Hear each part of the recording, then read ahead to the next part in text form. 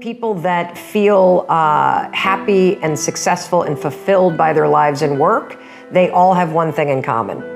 They feel as though they're making progress on something that matters. So I read this little bit of research and I started applying it to my life.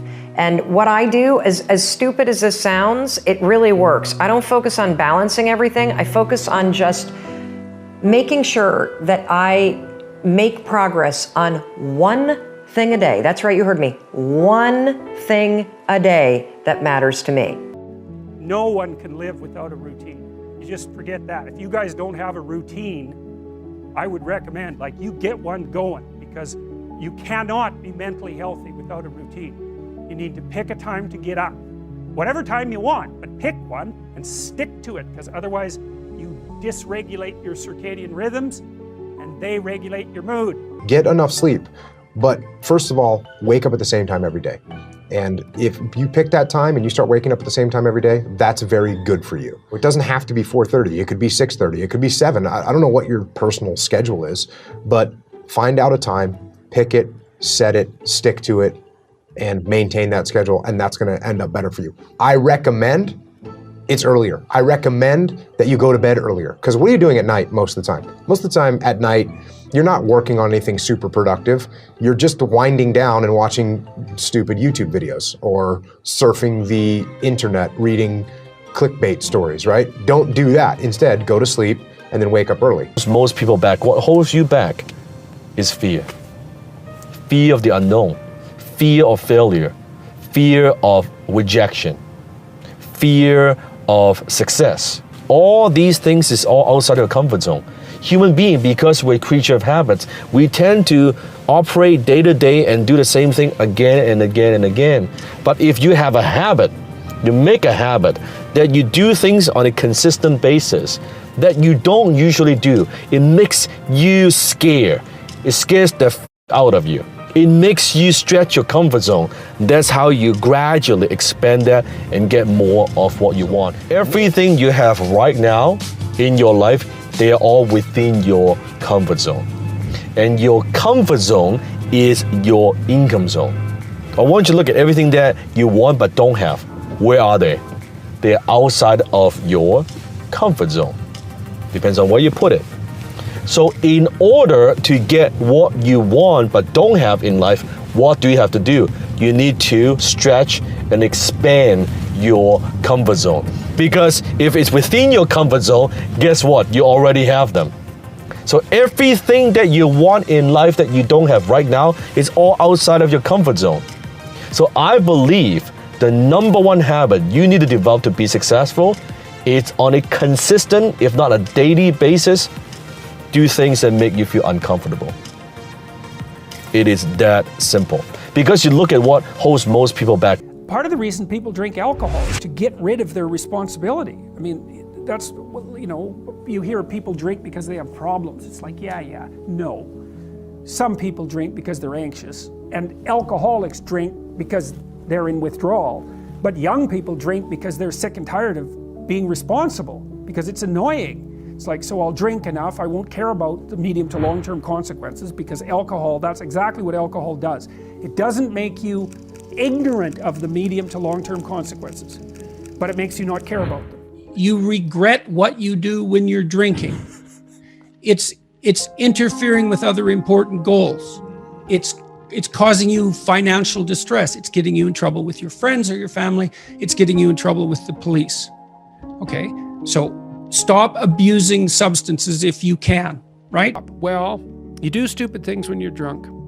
You hurt yourself, you compromise your health. It's really hard on the people around you. You tend to turn into a liar, and it screws up your life. Yeah. It's like, yeah, but it's pretty fun. Yeah, well, it is, but you need something better than that. And what's better isn't being straight and not making mistakes. It's like, that's all prohibition in some sense. What's better is, no, you need an adventure, man. You need to get out there and have something to do. Yeah. And something worth waking up for. And that's the substitute for the addiction.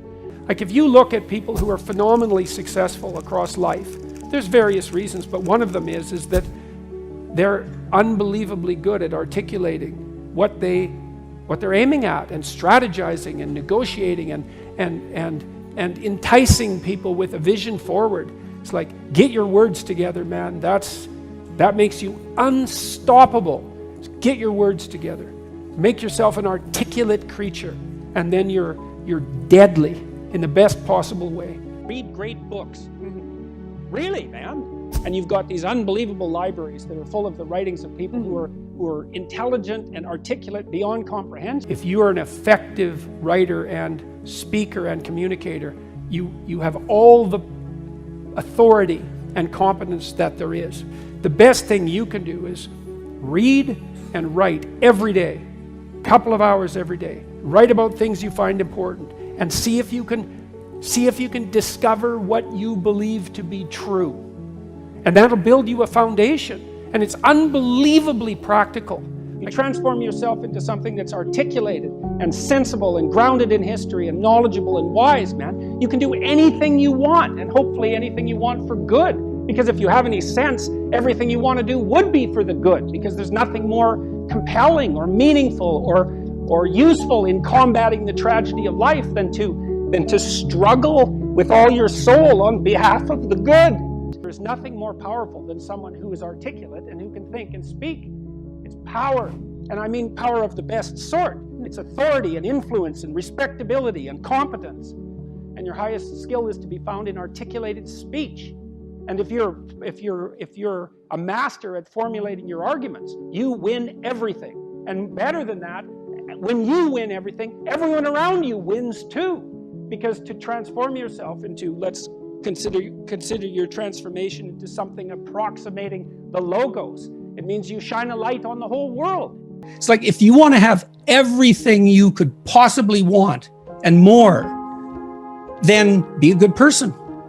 The better a person you are, the more likely that is to happen. That doesn't mean that you're completely protected against getting cut off at the knees.